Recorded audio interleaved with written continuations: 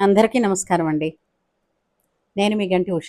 మనం రోజుకు ఒక శ్లోకం ఎలా చదవాలో భగవద్గీత శ్లోకాన్ని గురించి నేర్చుకుంటున్నాం.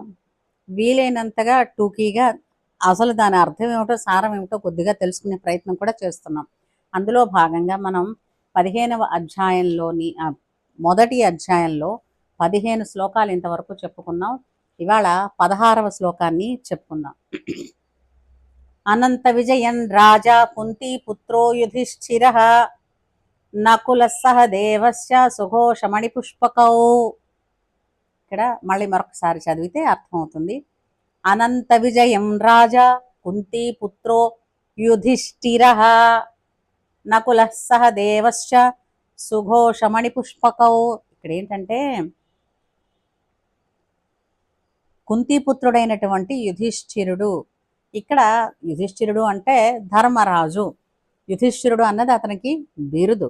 ఎందుకు యుధిష్ఠిరుడు అని ఒక బిరుదు వచ్చింది అంటే దానిని విడదీసి చదివితే యుద్ధమునందు స్థిరముగా నిలచువాడు, వాళ్ళని యుధిష్ఠిరుడు.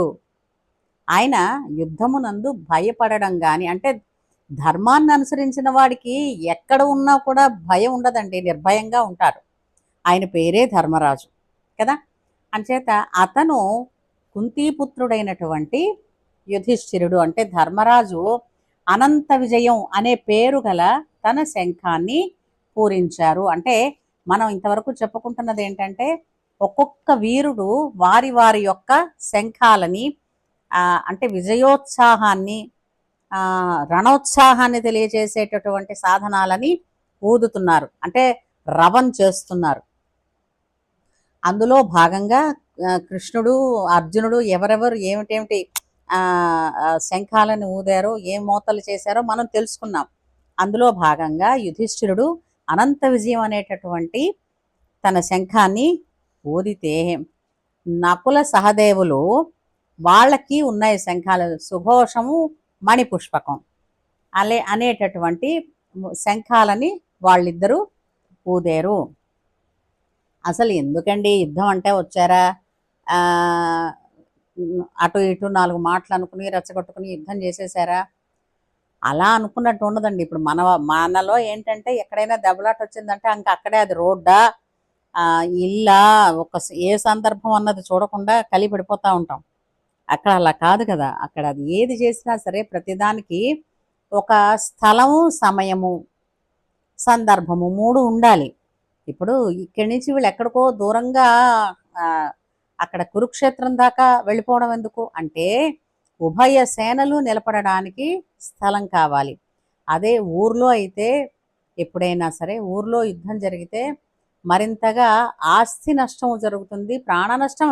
యుద్ధం అంటే ప్రాణ నష్టం ఎలాగూ ఉంటుంది, కానీ ఆస్తి నష్టం కూడా జరుగుతుందని దూరంగా తీసుకుని వెళతారు.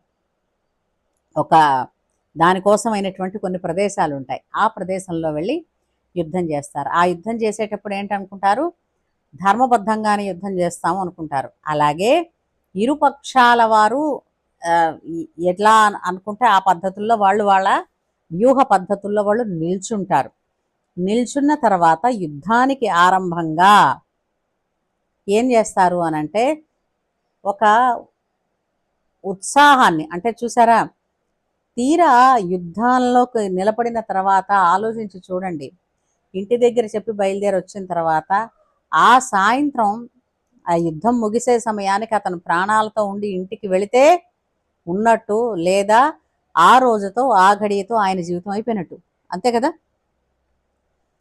అలాంటి భయాలు ఒక్కసారిగా ఇల్లు, భార్య, పిల్లలు గుర్తొచ్చేసి బెంగపడి నిర్వీర్యం అయిపోకుండా, నీరు గారిపోకుండా ఉండడానికి తమ తమ వెంట ఉత్సాహాన్ని పూరించే, ప్రేరేపించేటటువంటి ఈ శంఖాలన్నవి కొన్ని ఇలాంటి ఏమిటంటారు, ఇలాంటి వాద్యాన్ని సృష్టించే వాటిని వీళ్ళు పట్టుకుంటారు, వాటిని ఊదుతారు కూడా. అందువలననే వాళ్ళల్లో ఏంటంటే రణోత్సాహం, కథనోత్సాహం అన్నది ప్రేరేపించబడుతుంది.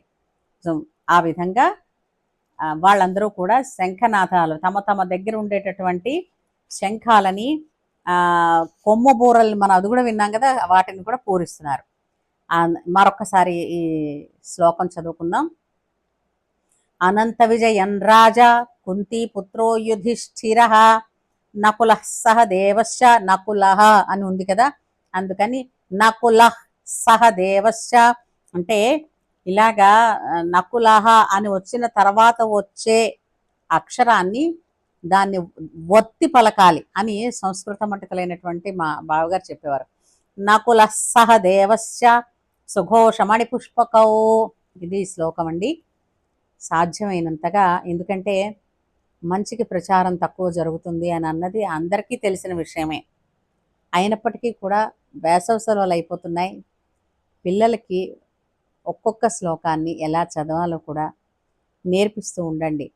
ప్రతి విద్యార్థికి కనీసం ఒక 18 అయినా సరే భగవద్గీత శ్లోకాలు, అవి ఏ అధ్యాయంలో అవనివ్వండి, నోటికి వచ్చి ఉంటే గనక ఆ పిల్లలు ఎన్నడూ ధర్మాన్ని తప్పరు, అసాంఘికమైనటువంటి చర్యలలో పాల్గొరు. అలాగే మేధావంతులై బుద్ధిమంతులై తల్లిదండ్రులకి వంశానికి పేరు తెస్తారు అని అనడంలో మాత్రం సందేహం అవసరం లేదండి. ప్రయత్నిద్దాం, ప్రయత్నిస్తే ఏం పోతుంది కదా. హరే కృష్ణ.